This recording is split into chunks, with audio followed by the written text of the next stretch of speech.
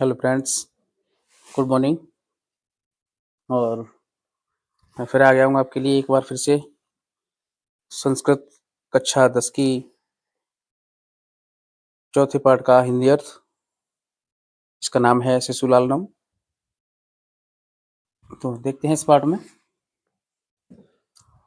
प्रस्तुतः पाठः कुन्दमाला इति नाम्नो दिङ्नागविरचितस्य संस्कृतस्य प्रसिद्धनाट्यग्रन्थस्य पञ्चमङ्कात् सम्पादनं कृत्वा सङ्कलितो अस्ति। ये प्रस्तुत पाठ कुन्दमाला नामक ग्रंथ के और दिंगनाग द्वारा रचे हुए प्रसिद्ध संस्कृत नाटक के पंचम अंक से संपादित करके यह संकलित है। अत्र नाटकांशे रामः स्वपुत्रो लवकुशो सिंहासनम आरोहयितुम इच्छति। और इस नाटक में जो श्री राम है वह अपने पुत्रों को, अपने पुत्र लव और कुश को सिंहासन पर बैठाना चाहते हैं, किंतु उभयमपि सविनयं तम निवार्यतः, परंतु वे दोनों भी विनय पूर्वक उनको रोक देते हैं। सिंहासनारूढ़ः रामः उभयो रूपलावण्यं दृष्ट्वा मुग्धः शन स्वक्रोड़े गृह्णाति। और सिंहासन पर बैठे हुए श्री राम उन दोनों की रूप की सुंदरता को देखकर, उनके रूप को देख करके, उनकी सुंदरता को देख करके मुग्ध होते हुए अपनी गोद में उनको बिठाना चाहते हैं। पाठे अस्मिन् शिशुवात्सल्यस्य मनुवार्ह वर्णनम विद्यते। और इस पाठ में शिशु वात्सल्य का मनोहर, बहुत ही सुंदर वर्णन किया गया है। जी सिंहासनस्थ राम हो, भगवान श्री राम सिंहासन पर विराजमान है। ततः प्रवसितः विदूषकनो उपदिशमान मार्गो तापसो कुशलवो। और उसके बाद विदूषक के द्वारा बताए गए मार्ग से दोनों तपस्वी लव और कुश प्रवेश करते हैं। विदूषक विदूषक क्या कहता है? इतः इतः आर्यो, हे आर्य इधर आइए, इधर आइए। कुशलव रामम उपसृत्य प्रणम्य च, राम के पास जाकर प्रणाम करके। अपि महाराज अपि कुशलम महाराजस्य, कि हे महाराज क्या आप कुशल पूर्वक हैं? तो राम ने क्या कहा? युष्म दर्शनात् कुशल में, तुम दोनों के दर्शन से मैं कुशल जैसा ही हूं। भवतो किं वयमत्र कुशल प्रश्नस्य भाजनमेव न पुनरातिथि जन समुचितस्य कंठाश्लेषस्य। क्या हम यहाँ आपके द्वारा कुशल प्रश्न पूछने के ही पात्र हैं, अतिथि लोगों के समान गले मिलने के नहीं? परिस्वज्य आलिंगन करके, गले मिल करके। अहो हृदय ग्राही स्पर्श, अरे इनका स्पर्श तो हृदय को छूने वाला है। आसनार्दुपवेशयति, आदि आसन पर बिठाते हैं। अपने पास में जो आसन है, जिनका सिंहासन लगा हुआ है, उस पर उनको बिठाते हैं।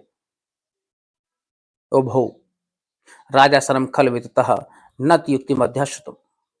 निश्चित ही यह राजा का सिंहासन है और इसके मध्य बैठना उचित नहीं है। राम सब व्यवधानम न चरित्र लोपाए, बाधा रहित बैठना चरित्र को लोप नहीं करता। व्यवता मत्स्यताम सिंहासनम, इसलिए आप मेरी गोद रूपी सिंहासन पर बैठ जाओ। अंकम उपेशति, और गोद में बैठाते हैं। अनिच्छा नाट्यत, अनिच्छा का नाटक करते हुए। राजन, हे महाराज अलमत दाक्षिण्य, आप अत्यधिक दयालुता मत दिखाइए। अलमत शालीनतया, तुम भी अधिक शालीनता मत दिखाओ, तुम दोनों भी अधिक चतुराई मत दिखाओ। क्यों? क्योंकि भवती शिशु जनो वयो अनुरोधाद गुण महताम अपनी लालनी आए। क्योंकि जो छोटे बच्चे होते हैं वो गुणवान लोगों के लिए और अधिक उम्र के लोगों के लिए लालन पालन करने योग्य ही होते हैं।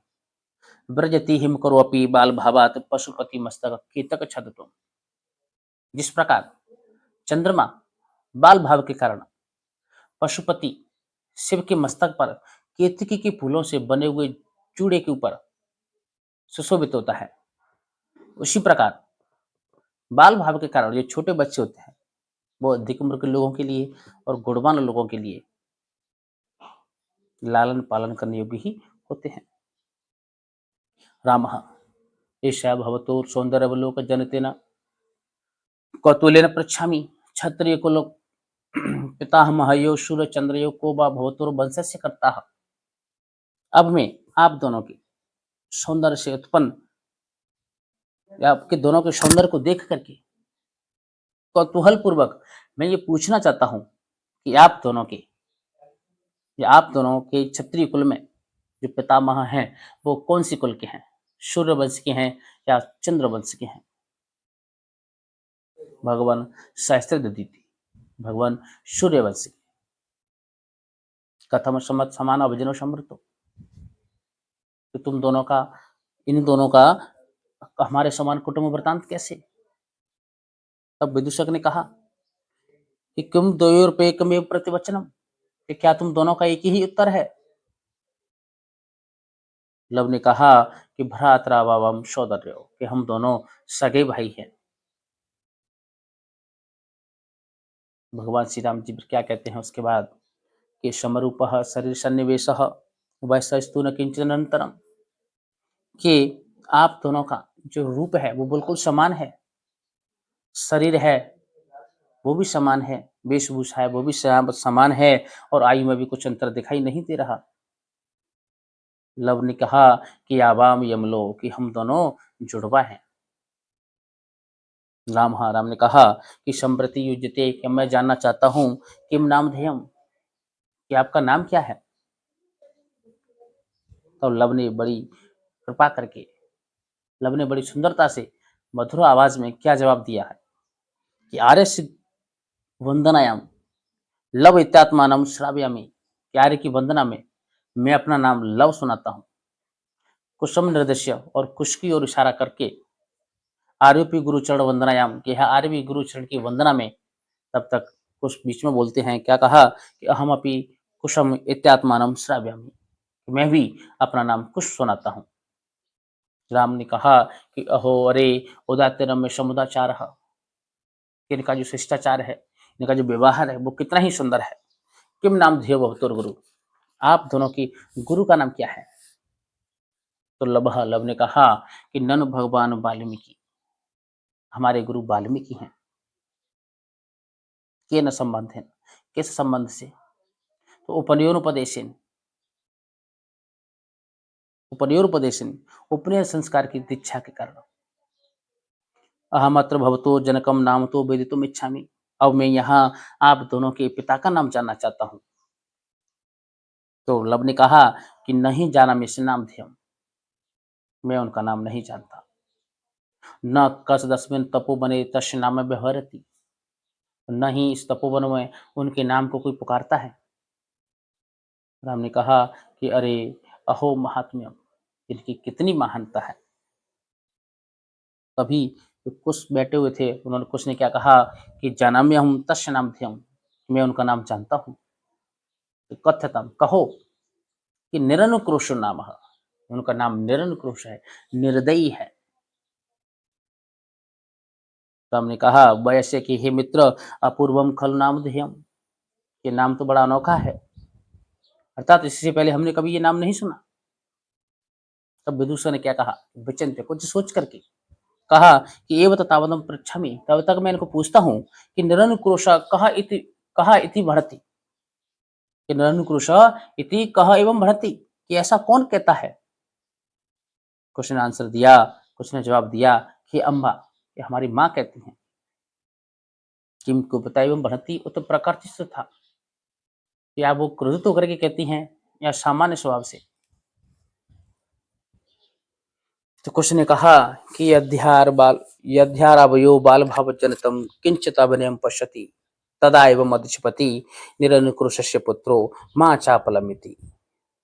उन्होंने कहा कि जब हम दोनों में बाल भाव से उत्पन्न कुछ अभिनय दिखती हैं तब ऐसा कहती हैं कि हे निर्दय के पुत्रो, चंचलता मत करो।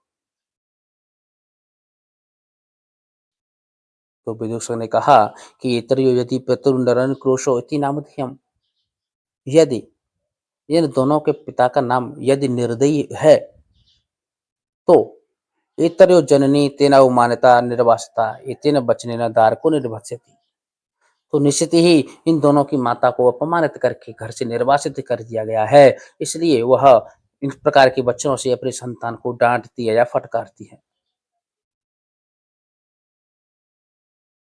राम ने कहा, स्वगतम, मन में सोचते हुए, धिंगमाभिभूतम, कि मेरे लिए धिक्कार है।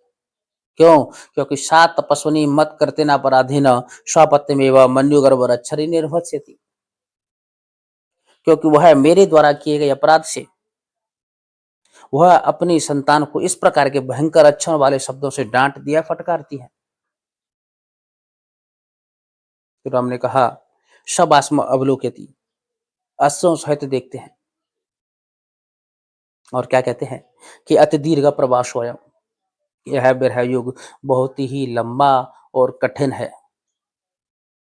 विदूषकम अवलोक्य जानन्तिकम, विदूषक की ओर देख करके एकांत में क्या कहते हैं कि कौतूलनाविष्टो मात्र मनयोर नामितो वेदितुम इच्छामि, कि मैं व्याकुलता पूर्वक मैं इन दोनों की माता का नाम जानना चाहता हूँ। और न युक्तम अध्यासुतम न च युक्तम न युक्तम च स्त्रीगतम अनुयुक्तम, लेकिन स्त्री के बारे में जानकारी लेना उचित तो नहीं है, विशेष तपोवन और विशेषकर इस तपोवन में तत्व को उत्तराभिप्राय, यहाँ दूसरा क्या उपाय है? तो विदूषक ने कहा, क्या कहा कि अहम पुनः पृच्छामि, कि मैं इनको फिर से पूछना चाहता हूँ या मैं पूछता हूँ कि किम नाम ध्यायुर्योर जननी, कि तुम दोनों की माता का नाम क्या है? तब लव ने क्या कहा कि तस्याह द्वे नामिनी, उनके दो नाम हैं। दो नाम कौन कौन से हैं और कैसे हैं? विदूषक ने कहा, कथम, कहो कैसे हैं वो दो नाम? तब लव ने कहा कि तपोवन वासिनी देवीति नामन विहंती, ये तपोवन वासी हैं, वो उन्हें देवी के नाम से पुकारते हैं। और भगवान वाल्मीकि बधुरती, और भगवान जो वाल्मीकि हैं वो उन्हें बधु के नाम से पुकारते हैं।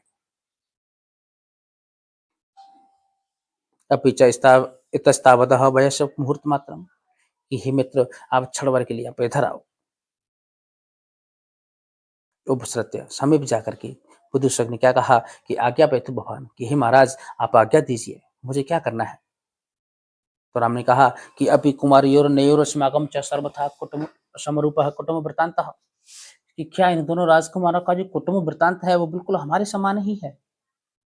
नेपथ्य, तब तब क्या है, पर्दा गिर जाता है। एक आवाज आती है उस पर्दे से, क्या आवाज आती है कि यति बेला संजाता, इतना समय हो गया, रामायण गान से नियोग किमर्थम न विधीयते, रामायण गान की तैयारियां क्यों नहीं की जा रही? तो वो भी दोनों ने क्या कहा कि राजन, हे महाराज, उपाध्याय दूत तो अश्वान रहती, उपाध्याय का दूत भी हमसे शीघ्रता करा रहा है। तो राम ने क्या कहा फिर? राम जी कहते हैं कि मयापि सम्माननीय एवं मुनि नियोग, कि वह मुनि योग मेरे भी द्वारा सम्मान करने योग्य है। तथा ही और वैसे भी भवंतो गायंतो कविरपि पुराणो विरतर निधिरः गिराम संदर्भो अयम पथवती वशीमता, इस तपोनिधि भगवान वाल्मीकि इस कथा के कवि हैं और आप दोनों इस कथा का गायन करने वाले हैं। वो धरती पर यह पहली बार अवतरित होने वाला या गाया जाने वाला ये पहला काव्य है। कथा चयम श्लाघ्या सरिसृनाभस्य नियतम पुनाति श्रोतारम रम्यति च सोऽयं परिकरः, और यह कथा प्रशंसनीय और कमलनाथ विष्णु से संबंधित है और निश्चित यह कथा श्रोताओं को आनंदित और पवित्र करने वाली है। बयासी की, हे मित्र, अपूर्वयम मानवानाम सरस्वती अवतार, कि सरस्वती का अवतार मानवों के लिए बड़ा अनोखा है। तदहम सज्जन साधारण श्रुतमेच्छामि, इसलिए मैं भी इसे साधारण लोगों के समान सुनना चाहता हूँ। सन्निध्यांतम सभासद, और सभी सभासदों को एकत्रित कर लीजिए। प्रेषता समदंतिकम सौमित्र ही, और सुमंत्रानंदन को अर्थात लक्ष्मण को आप इधर भेज दीजिए। अहम अपी तो इस आसन पर खेदम विहरणम कृत्वा अपनयामि, और मैं भी आसन पर बैठ के उन दोनों की पीड़ा को विचरण करके दूर करता हूँ। इति निष्क्रांता सर्वे, और इसी प्रकार सभी निकल जाते हैं। दोस्तों, आप समझ गए होंगे कि ये पाठ कैसे लिया गया है, कैसे नहीं लिया गया है और क्या बताया गया इस पाठ में। ठीक, इस पाठ में रामायण से लिया गया है। जब भगवान श्री राम ने सीता को वनवास दे दिया था, तब वह माता सीता थी, वो गर्भावस्था में थी। गर्भावस्था में ही वो महर्षि वाल्मीकि के आश्रम में पहुंच जाती हैं और वहां पर वो निवास करती हैं। इस पहाड़ से संबंधित मैं आपको कुछ कथा बता रहा हूँ। तो क्या होता है, वहां पर वो निवास करती हैं, वहां पर उन्होंने एक पुत्र को जन्म दिया जिसका नाम लव था।